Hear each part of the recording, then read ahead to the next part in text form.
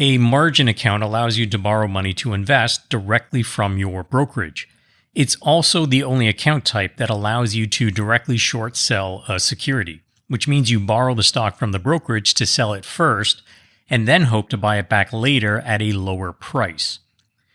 This allows you to profit if a stock falls. Note that you have to pay interest to borrow either money or stocks.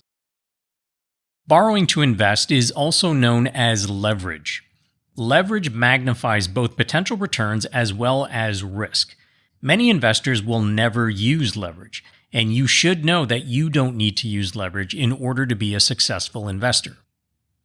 Here's how leverage works. Essentially, if the return earned on leveraged investments outweighs the interest you pay to borrow the money or stocks, you can grow your money more quickly. But be careful.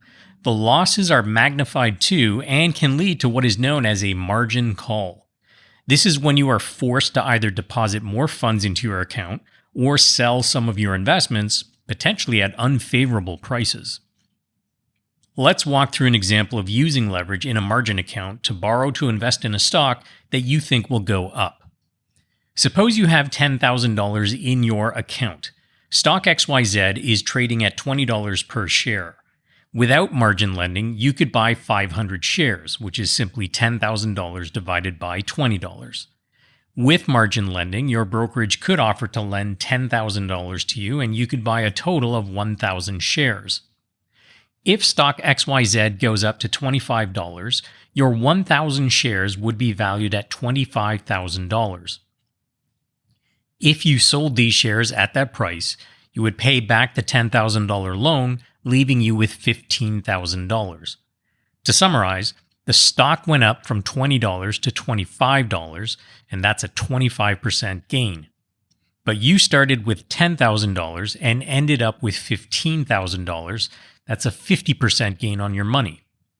For the purposes of this explanation, note that we haven't factored in commissions or the interest charged on the borrowed funds.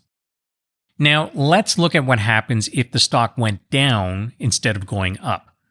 Suppose stock XYZ drops from $20 to $15. Your 1,000 shares are now worth $15,000, and you still owe $10,000 to the brokerage. $15,000 minus $10,000 equals $5,000. So the stock went down 25%, but your losses are 50% on the original $10,000 in your account.